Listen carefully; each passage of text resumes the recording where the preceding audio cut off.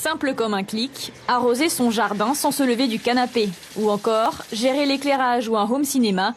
Voilà ce que propose Kevin Besson depuis 2 ans. À 27 ans, il démissionne de son poste d'informaticien pour vivre de sa passion, la domotique. Il se lance sur fonds propres avec juste en poche une petite formation en gestion de la CCISM. Avec le développement d'Internet et de ce type de technologie-là, avoir des technologies qui sont relativement abordables.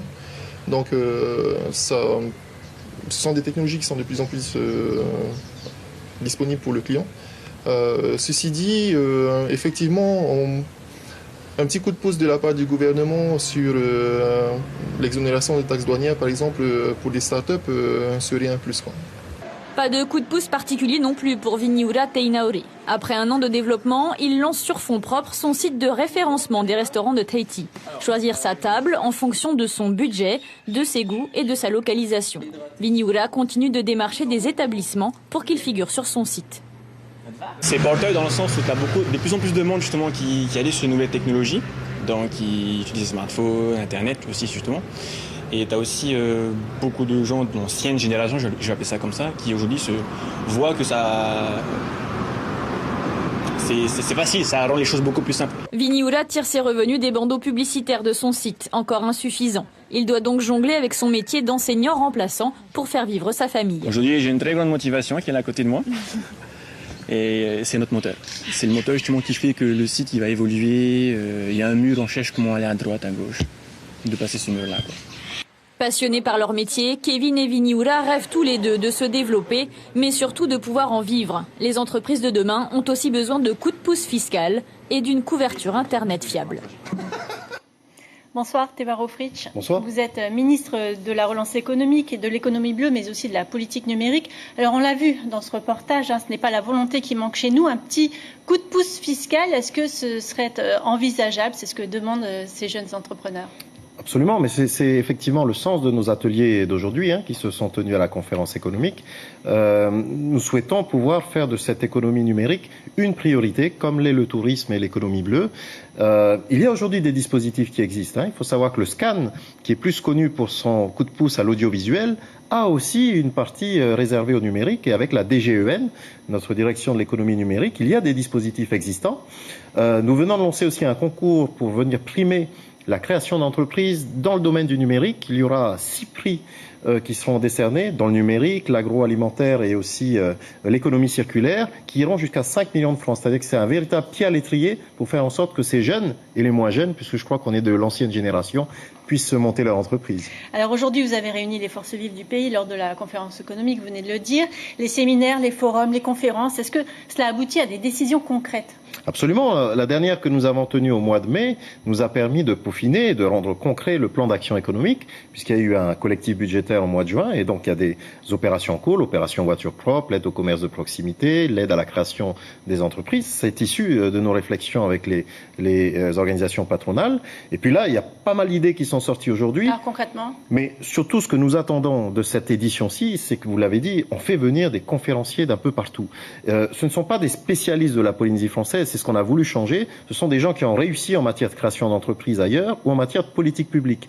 Nous avons notamment l'ancien conseiller du Premier ministre du Québec sur la politique numérique. Nous avons quelqu'un qui a monté une entreprise pour recycler les pots de bananes. Alors, je serais tenté de vous dire qu'on n'en manque pas en Polynésie, des pots de bananes. Circulaire. Mais c'est de l'économie circulaire, c'est sérieux, et c'est pour faire effectivement des cosmétiques. Et donc cette personne qui a fait tout le déplacement pour venir nous voir va nous expliquer comment ça a pu marcher ailleurs et à nous d'en tirer les enseignements. Oui, vous avez déclaré à plusieurs reprises qu'il fallait arrêter de se regarder le nombril. Qu'est-ce que vous voulez dire par là ? Je pense qu'on s'est à un moment trop recroquevillé sur nous-mêmes et que il y a beaucoup de choses qui évoluent ailleurs avec des contraintes qui sont les nôtres aussi.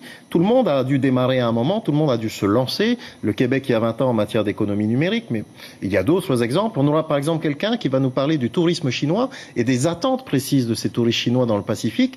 C'est une diplômée d'un doctorat de l'université de Xi'an en Chine.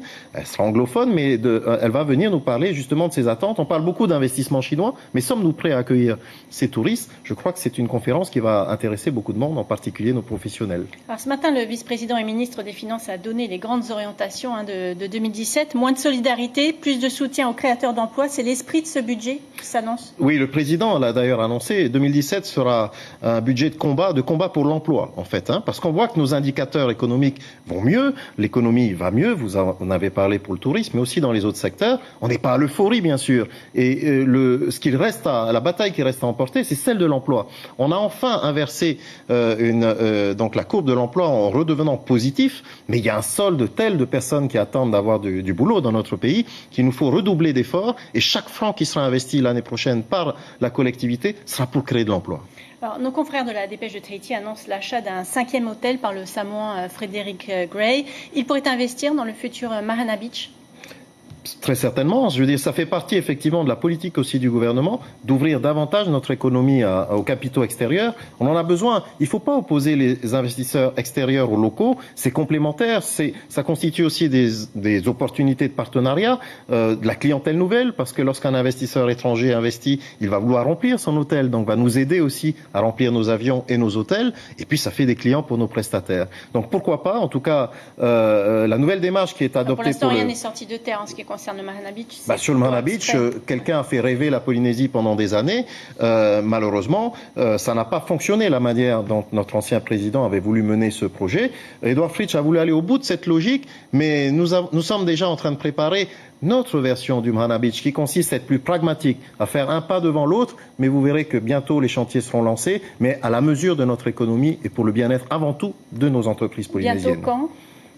Nous aurons l'occasion de vous en reparler. Le tour de table est en cours d'être finalisé avec les locaux d'abord, parce qu'on souhaite avoir un socle d'investisseurs locaux, mais tout en acceptant les capitaux étrangers. Il faut que notre Polynésie s'ouvre, on n'a pas le choix, il faut arrêter de rêver à un retour dans l'ère nucléaire. Tout ça, c'est fini et on souhaite aller de l'avant. Tevaro Fritsch, dernière question. Edouard Fritsch vous a demandé de réfléchir au poste de vice-président. Est-ce que ça se précise ? C'est à lui d'en décider. En tout cas, s'il souhaite me confier ce poste, ça voudra dire effectivement qu'il a pleinement confiance dans ma capacité à le faire. Je suis là pour servir mon pays et travailler avec Edouard Fritsch, c'est un vrai plaisir aujourd'hui. Il nous permet à tous de nous exprimer. Je suis ravi du chemin qu'on a parcouru et il y a tant à faire pour que notre pays se redresse au-delà de nos situations personnelles. Donc oui, et cette équipe gouvernementale est au boulot tous les jours, je peux vous dire jusqu'à tard le soir. Merci beaucoup en tout cas d'avoir accepté notre invitation ce soir.